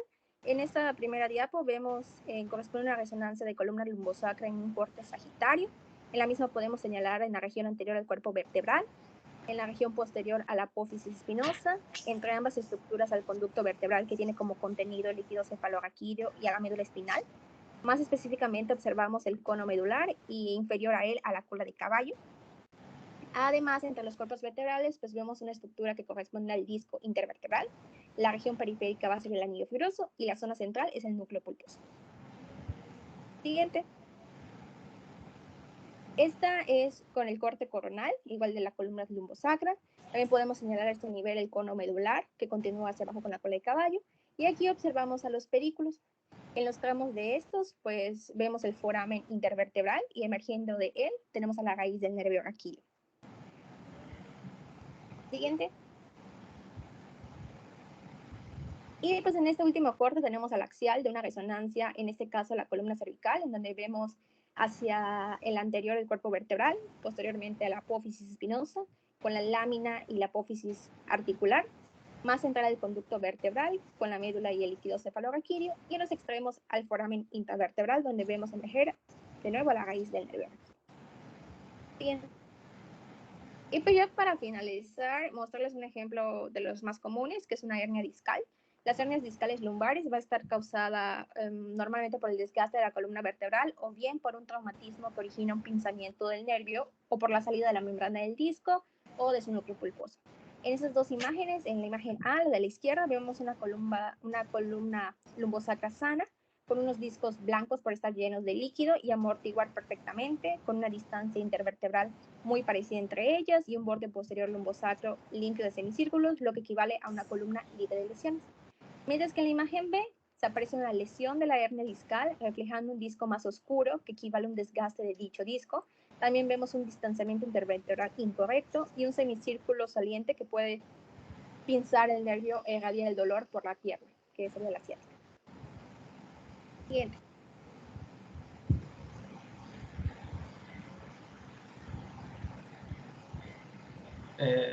¿Me escuchan? Sí. Ok.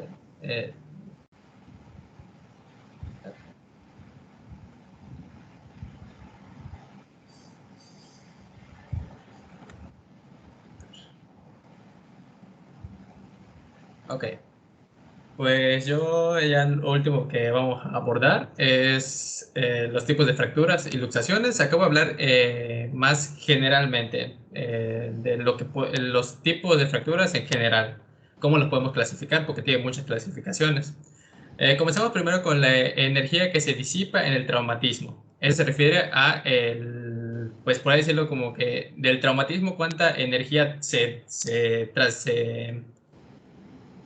llevó, por así decirlo, o amortiguó el hueso, por así decirlo. Como tenemos las fracturas de alta energía, que son aquellas que refieren a una energía cinética de traumatismo que van a transmitir a una extremidad y por ende al hueso. Esas son fracturas que se pueden decir como que más graves, donde pues va a haber una rotura del hueso mayor, como podemos ver en la imagen que está como azulita en la parte de arriba a la derecha, a la izquierda. Pues es una de alta energía. Una de baja energía es aquella, dice, que se produce por estrés o fatiga. Esto supone que son pequeños golpes o pequeños traumatismos muy pequeños que poco a poco van desgastando el hueso, como podemos ver en la del lado derecho, que se marca con unas flechas. Eso sería una fractura de baja energía. Ahora, según la extensión del trazo, el trazo se refiere al, por así decirlo, como el recorrido que da la fractura, o que podemos observar la fractura. Dependiendo de la extensión del trazo, puede ser una fractura completa, como lo vemos en la imagen de abajo a la izquierda, marcada por la flecha roja. Es un trazo completo. Si ve que el hueso está partido completamente, está separado completamente. Es una fractura completa, que abarca, como vemos, el periósteo y el hueso completo. Y también tenemos fracturas incompletas, en aquellas en donde el hueso está, se puede decir que está medio separado, tiene un trazo, pero no se parte a la mitad completamente el hueso no está completamente separado. En estos tenemos varios tipos. Tenemos las fisuras, como lo vemos en el número 1. No encontré una imagen, o sea, esta imagen pues me parece más representativa en diagrama. Tenemos una fisura.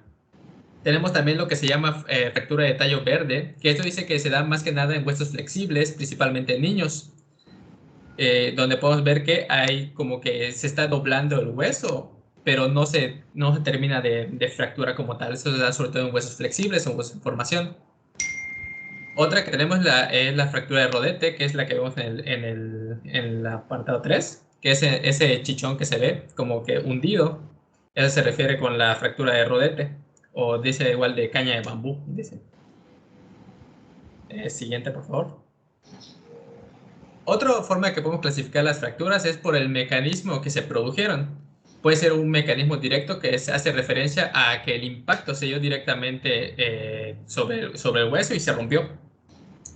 O puede ser un mecanismo indirecto. O sea, se refiere a que donde hubo el impacto es donde se dio la fractura, por así decirlo. El mecanismo indirecto es que del impacto que se dio o de las fuerzas que se dio sobre el hueso, la fractura se da en un lugar distante a este. Entre estos sí podemos clasificarlo en tracción, compresión, torsión, flexión y sillamiento. Luego comenzamos con el de tracción, que hace referencia a que son dos fuerzas que van en la misma dirección, o sea, en un mismo plano, por así decirlo, por ejemplo, vertical, como podemos verlo en el diagrama, pero van en sentidos opuestos y divergen a partir del hueso. Como podemos ver, ahí las fuerzas se van en direcciones opuestas, pero sobre el mismo plano. Y eso forma una fractura. Como podemos ver ahí, también podemos ver los trazos característicos de cada una de estas fracturas. Eso va a ser muy importante, ahorita lo vamos a ver en las imágenes de abajo. Cuando se habla por compresión, es lo mismo que la tracción, o sea, está en el mismo plano, pero al contrario, las direcciones son opuestas, pero convergen en el hueso. O sea, se van a unir, como que las fuerzas convergen o se intentan unir sobre el hueso, todo lo que causa pues la fractura. En la imagen de abajo, donde vemos la columna vertebral, es muy común la fractura del cuerpo vertebral, donde lo marca con las líneas rojas. Podemos ver como un cuerpo vertebral que está como hundido. Eso es una fractura por compresión. Es muy típica en los cuerpos vertebrales. Luego tenemos una que se da por torsión. Como dice, es una fuerza que se ocasiona por la rotación de dos fuerzas que van sobre el eje del hueso. En esta podemos verla en la parte de abajo, al lado de la columna vertebral. Se ve el trazo característico que es como oblicuo. Se ve como una escalera de caracol, yo lo veo. O sea, se ve así como que gira hacia arriba. Esa es una fractura de torsión. Otra que tenemos es la fractura por flexión, que son dos fuerzas que van en dirección paralela, o sea, en el mismo sentido, pero se intentan unir sobre el eje del hueso. No encontré una imagen de esta, pero yo lo vi que es similar como a la fractura que vimos anterior, que es la de tallo verde, nada más que es como que sí se completa, por así decirlo. Y por último tenemos la de sillamiento, que estas son dos fuerzas paralelas que van en sentido opuesto sobre el hueso, como vemos en la imagen del lado derecho. Esas por sillamiento son dos fuerzas que son paralelas, pero van en sentidos opuestos. Y pues se reflejan sobre el hueso. Eso pues igual forma una fractura. Siguiente, por favor. También podemos clasificarla según la lesión tisular, como pues las fracturas cerradas o abiertas. Como su nombre bien es claro, una fractura abierta es aquella en la que hay una conexión entre el hueso roto y el exterior del cuerpo. Como puedes ver, hay una imagen un poco gráfica donde vemos la radiografía y pues la imagen del hueso que está saliendo. Y la fractura cerrada, como podemos pues, suponer, es una fractura que, a pesar de que el hueso está fracturado, no logra haber una conexión entre el hueso roto y el exterior del cuerpo. Como ven en la radiografía de la derecha, se ve claramente como el sombreado de la piel, por decirlo, del borde del brazo, pero no sale, no sale el hueso del brazo, por así decirlo. También podemos clasificarlas en los huesos largos, podemos clasificarlas por en dónde se localizó la fractura, si en la diáfisis, puede ser diafisiarias, metafisiarias o epifisiarias, dependiendo de la posición en la que se dio en los huesos largos. Otra forma de clasificarlas son por la estabilidad, si son fracturas estables o inestables. Eso se refiere a si tienen tendencia a moverse los huesos fracturados o no. En una fractura estable dice que no tiene tendencia a desplazarse los huesos una vez que se estabilizan. Como puedes ver en la imagen de abajo a la izquierda, es una estabilización, se estabiliza la fractura y como se sostiene y no tiene la tendencia a estarse moviendo. Y una fractura inestable, que es muy típica en las fracturas de muñeca, es cuando los huesos tienen la tendencia a desplazarse, y dicen que una característica de este tipo de fracturas es que suelen ser plurifragmentarias, o sea, que tienen muchos trozos de hueso, muchos huesos están involucrados en esta. Como podemos ver en caso de una fractura de muñeca, pues sabemos que hay muchos huesos involucrados y tienen la tendencia de moverse. Entonces en esas situaciones hay que mantener la fractura estable sosteniéndola en todo el momento, porque en el momento que uno la suelta, pues, se vuelve a desplazar todo. Como la de Coles, ¿no? La fractura de Coles, que es de muñeca, ¿no? Siguiente, por favor. Bueno, como dije, estamos hablando en una clasificación general, porque recordamos que pues, en cada sitio pues, hay ciertas fracturas como que típicas, otras que no son muy comunes, y por eso nos estamos enfocando en algo general. Entonces vamos a hablar del tipo de luxaciones. Pues nada más una definición rápida, que conocemos la luxación, pues es una lesión dolorosa que ocurre cuando una articulación pierde su configuración normal, es decir, cuando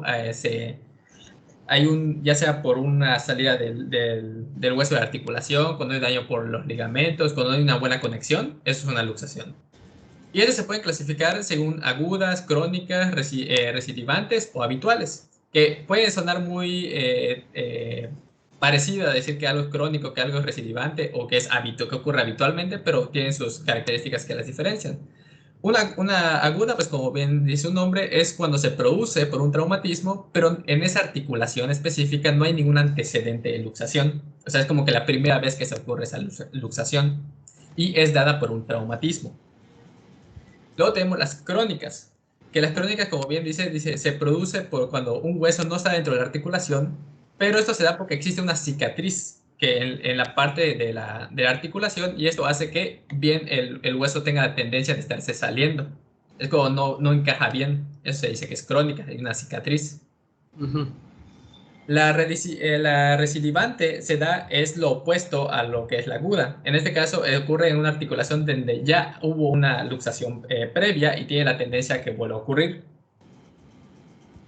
Y por último tenemos las habituales, que estas habituales se dan cuando existe una enfermedad o un desgaste en la articulación que hace que afecta tanto a los ligamentos, a la cápsula articular, y esto hace que tengan una tendencia a que sufra una luxación. Eso se da por una enfermedad.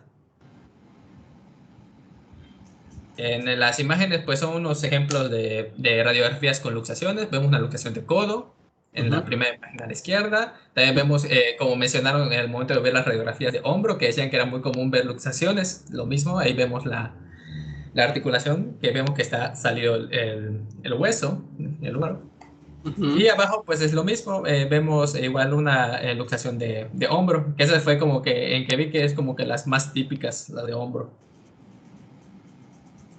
Y siguiente. Eso sería todo.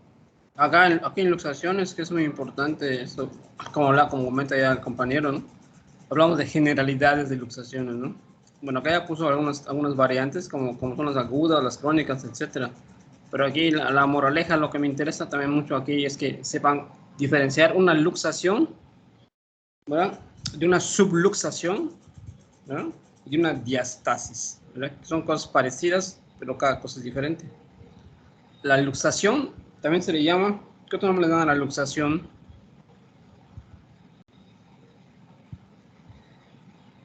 Tipo 1.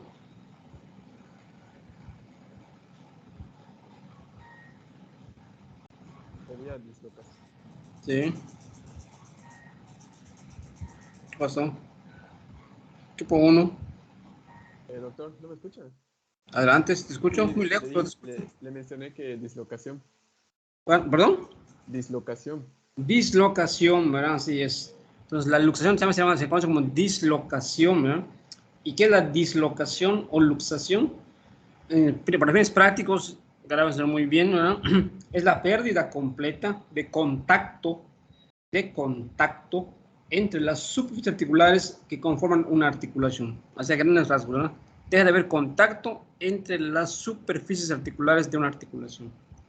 En la subluxación, ¿verdad?, es la pérdida parcial o incompleta, ¿verdad?, de ese contacto, ¿verdad? Es parcial, no es total como en la luxación.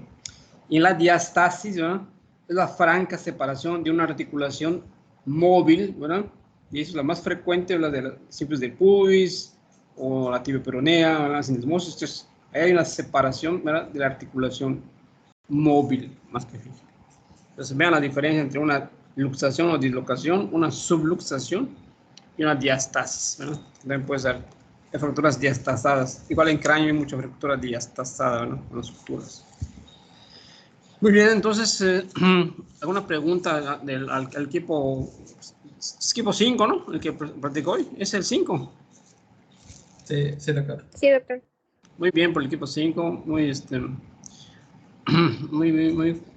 completa su plática. Quizás algunos temas se fueron un poquito fuera de lo contextual, ¿verdad? La resonancia, pues, es un área un poquito más para especialistas, de hecho, es otro rollo, ¿no? Y para eso, pues, hay que entender varias cosas, ¿no? Y allá en las clases iniciales, en las primeras clases vimos lo que eran las secuencias, ¿verdad? Hay que saber qué es una secuencia de pulso, una radiofrecuencia, y qué es el T1 y T2, son cosas más complejas, ¿no?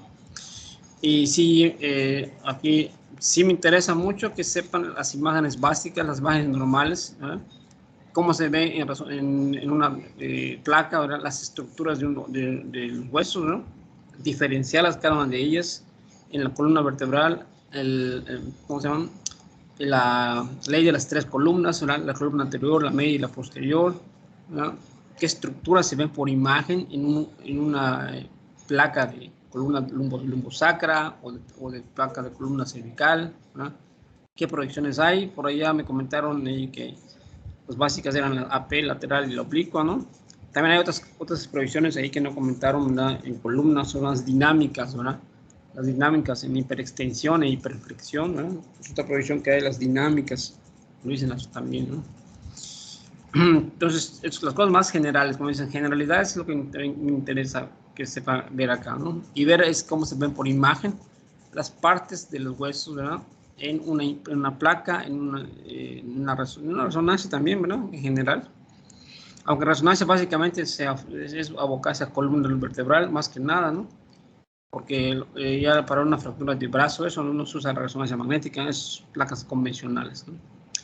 La ley de los dos, no se olvide que en las placas, en cualquier traumatismo del esqueleto pendicular, se usa la regla de las dos proyecciones. O sea, siempre van a pedir en un traumatismo de esqueleto pendicular 2 placas, 2 proyecciones, AP y lateral, de cajón, de entrada, siempre. Si amerita, ¿verdad?, el estudio, otra proyección complementaria, pues le pedirán luego la oblicua, ¿verdad?, o la que sea la respectiva. Si no es la idónea, ¿verdad?, pues ya sabrá o el técnico o el médico radiólogo qué proyección más le puede agregar. De hecho, la puede pedir, mandar a hacer, si ustedes se la soliciten, ¿verdad? Por ejemplo, en rodilla, una proyección en tangencial, en rayos de sol, en fin, dependiendo de cómo esté, qué articulación sea la que esté lesionada o qué hueso esté afectado, ¿no? pero siempre hay que pedir 2 proyecciones en cualquier lesión de alteración traumática de esqueleto appendicular. No se olviden de eso, ¿no? También tengan en cuenta que en las lesiones de cualquier traumatismo, ¿verdad? O cualquier alteración, ¿verdad? Que ahorita un paciente, que tenga algún pacientito con ustedes cuando llega a la consulta, ¿verdad? Las placas, ¿verdad? Siempre las radiografías convencionales, que eso que va a ser su primera arma para ustedes para descartar una alteración, ¿verdad? Es con el afán de descartar, ¿verdad? Siempre una lesión ósea. Grábense esto muy bien. Esa es ahora sí que la premisa inicial.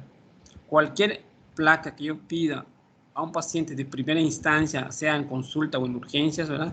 Por un traumatismo, una contusión del esqueleto, sobre todo el esqueleto apendicular, ¿verdad? Es para descartar una lesión ósea. Pero, ¿verdad? Si yo, al tener las placas, no veo ninguna lesión ósea, sea traumática, incluso puede ser, incluso por allá comentaban en las columnas vertebrales por resonancia que hay varios tipos de lesiones, había traumática, había metastásica, había plástica, había varios tipos. Faltó una muy importante que es la degenerativa, ¿verdad? Las lesiones degenerativas son muy frecuentes en columna vertebral, en cualquier hueso sobre todo, pero sobre todo en columna vertebral. Pero si no hay ninguna alteración en sus placas a nivel de hueso o lesión ósea, ¿verdad?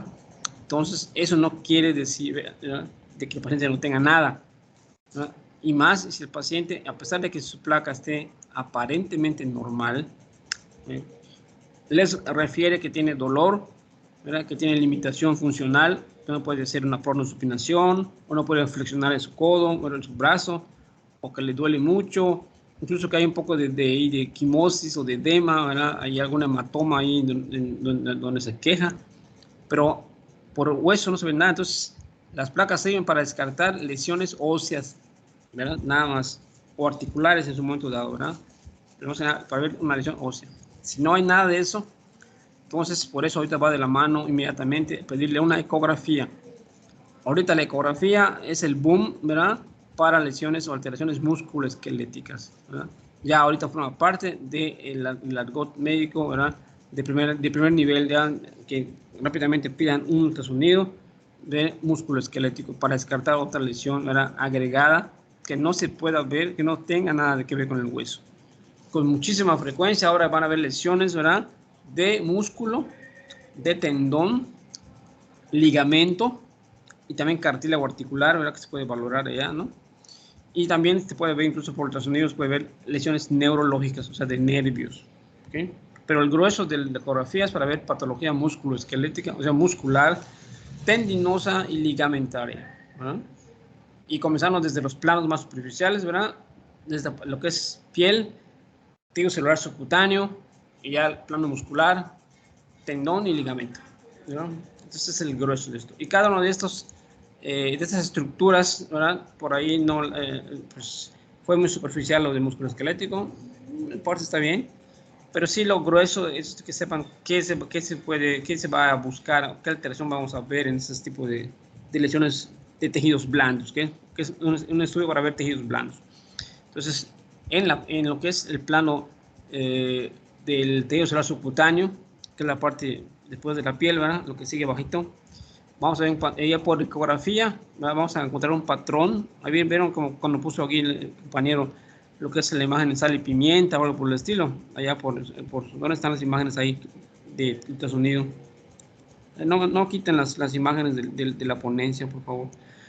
Cuando platicaron de ultrasonido, ¿verdad? Entonces,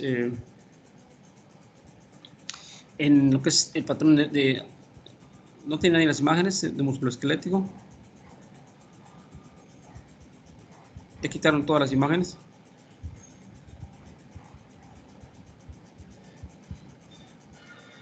Bueno.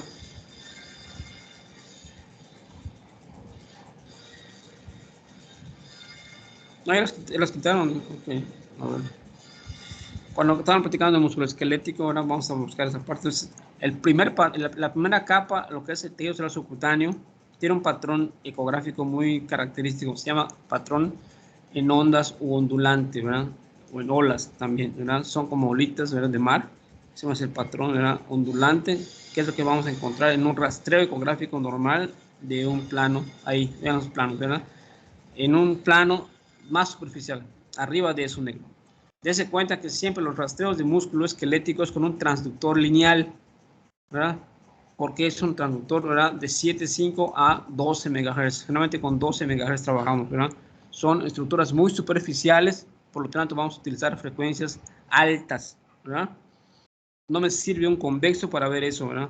Porque son frecuencias bajas. Eso es para ver profundidad. Aquí vamos a ver estructuras superficiales, como la piel, como les repito, tejido celular subcutáneo, ¿verdad? Y luego el músculo, ¿verdad? El músculo tiene dos patrones. Acá cuando rastreamos músculo esquelético, se hacen generalmente dos tipos de cortes. Ya lo comentaron ya, el corte longitudinal, como dice allá, y el corte transversal.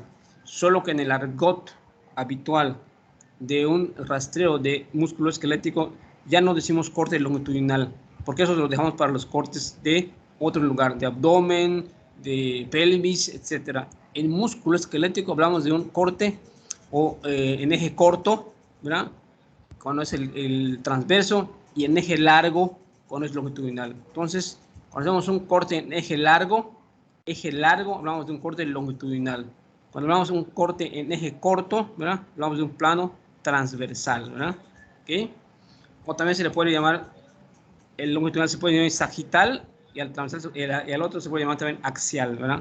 El longitudinal es el sagital, ese, y el otro es el axial, el de abajo el transverso, ¿verdad? Pero hablamos de eje largo y eje corto. No se les olvide esos aforismos, esa terminología que usamos muy selectamente para ver cada cosa que hacemos. Cuando vemos músculo en un eje largo o en un corte longitudinal, ¿verdad? Esa es una imagen característica en penacho o peniforme, así se llama, ¿verdad? Entonces es el patrón que vamos a encontrar por ecografía. Eso que ven allá, esos planos largos, que todo eso que ven negro ahí, ¿verdad? Hipoecoico, ¿verdad? Son imágenes en penacho, ¿verdad? O peniforme en un eje largo, ¿verdad? Como si fuera un penacho de un apache, ¿verdad? De un niño, o de una pluma, ¿verdad? Pues se llama peniforme o en penacho, ¿verdad? Entonces, y en un eje corto, transverso, buscamos un patrón que se llama en gaviotas, ¿verdad? O cielo estrellado, que aquí no lo trajeron, ¿verdad? Pues son cosas que manejamos los radiólogos cuando hacemos un corte transverso en un rastreo de músculo. En un tendón y en un ligamento, allá los patrones son los mismos. En un eje largo, ¿verdad? Entonces el patrón es fibrilar, ¿verdad? Son patrones lineales muy finos. Es fibrilar el patrón en un eje largo, y en un eje corto o transverso es un patrón en sal y pimienta, como comentaron allá muy bien el compañero, ¿no? Y en los nervios, que también se pueden ver, ¿verdad? Entonces en un eje largo hay un patrón fascicular, ¿verdad? Y en un eje corto hay un patrón reticular, ¿verdad? Vean como cada característica, cada estructura tiene su manera de rastrearse y de poderse valorar, ¿verdad? Entonces no nada más a centrar el transductor y ver qué vamos a hacer, ¿verdad? Okay. Por allá comentaban que no traían no podían conseguir una imagen de ligamento en eje corto, ¿no?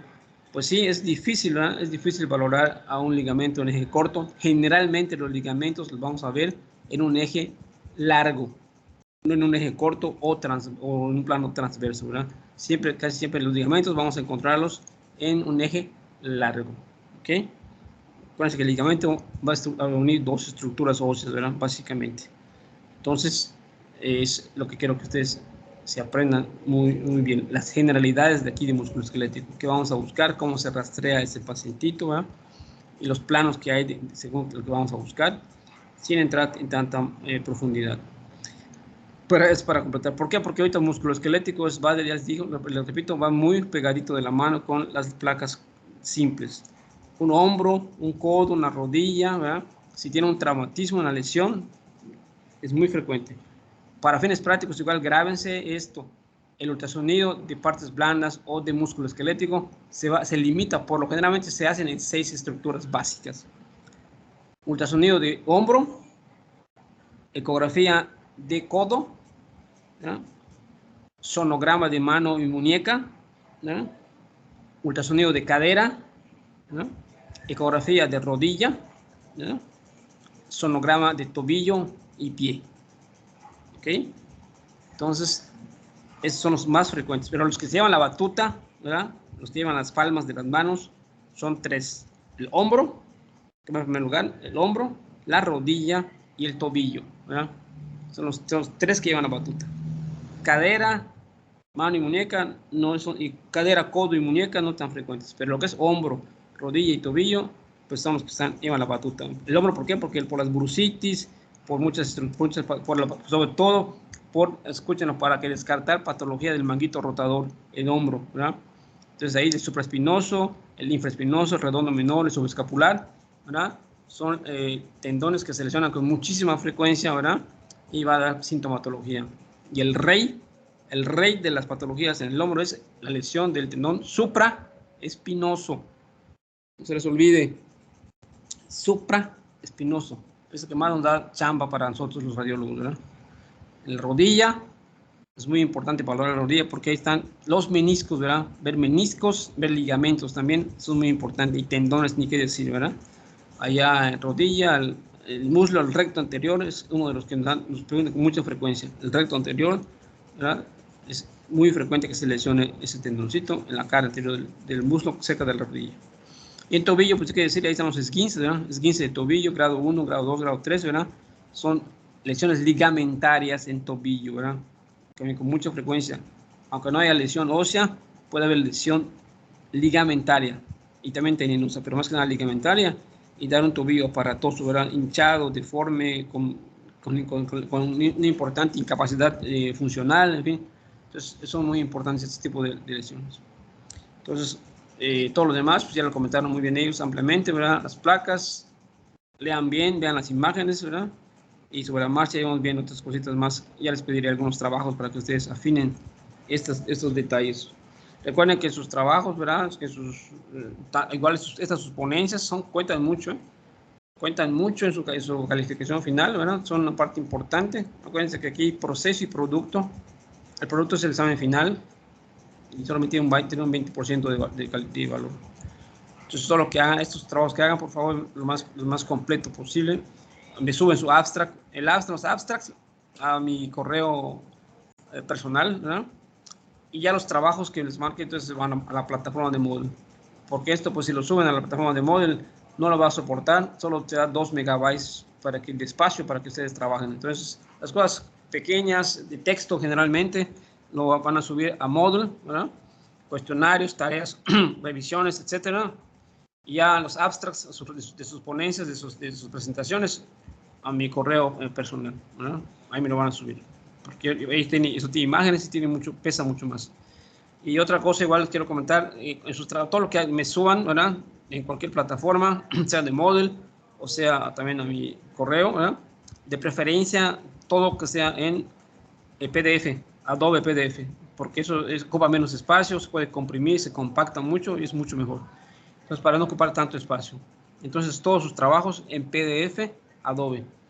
De preferencia, nada en Word ni en otro tipo de archivo. ¿Ok? Puro PDF de preferencia. ¿Alguna pregunta, alguna duda de este tema?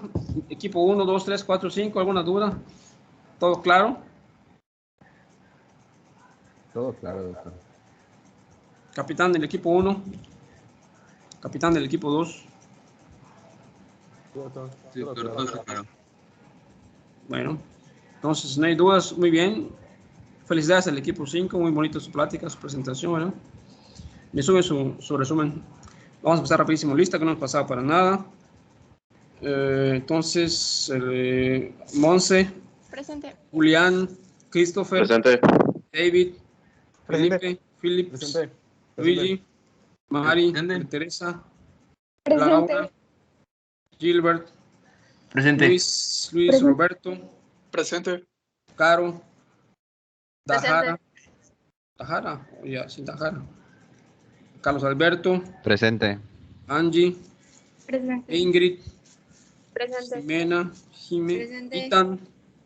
Presente. Carla. Hop. Presente. Joe. José Alberto. Fabricio. Presente. Cinti. Presente. José Limber. Presente. Andrew. Presente. Y Sheila. Presente. Muy bien. ¿Alguna pregunta, alguna duda de lo que les comenté de los trabajos? ¿Cómo se van a subir? Nada, todo claro. ¿Sí? Todo claro, doctor. Bueno, espero verlos porque no tengo cuestionarios, voy a revisarlos, porque no me ha llegado a mí prácticamente nada más que de unos equipos de grupos D, así que espero que hayan subido sus cuestionarios, voy a revisarlo. Doctor, una última cosa. ¿Qué pasó? ¿Qué pasó? Los cuestionarios los subimos a la plataforma de Wadi virtual. Sí, eso sí, a de Moodle, Wadi virtual. Sí, Sí, solo que a mí no me ha llegado nada, solamente del grupo D. Entonces, del grupo A no tengo nada. Entonces voy a revisar hoy si ya lo subieron, ya lo mandé, ya lo llevaron a la plataforma. Sí, doctor. Sí, doctor. Hay un código para subirlo, ¿eh? La maestra Angélica puso un código ahí también para subirlos. Sí. Bueno, Yo le quería comentar algo, Adelante. que como no sabíamos la indicación de que se tenía que subir a PDF como PDF hasta hoy, lo subimos como Word. no importa, no pasa nada, Ok. no hay problema. Hablo de aquí para el futuro, ¿sale? No hay Ok, problema. doctor, gracias. No hay problema, no tienen que repetir nada. No más que les pido, por favor, como una recomendación, ¿no? Tanto me lo subieron también allá a nivel del central, ¿no? Que lo que se sube de archivos, ¿verdad? De preferencia, ¿verdad? PDF, Adobe, porque ocupa menos espacio, es más compacto el archivo, entonces nos da chance de poder manejarlo más fácilmente a nivel de la plataforma. Por eso se prefiere que sea en PDF. ¿De acuerdo? Muy bien. Nos vemos. Cuídense mucho la próxima semana a la misma hora. Bye. Hasta luego, doctor. Hasta luego, doctor. Hasta Bueno. luego, doctor. Gracias. Bueno.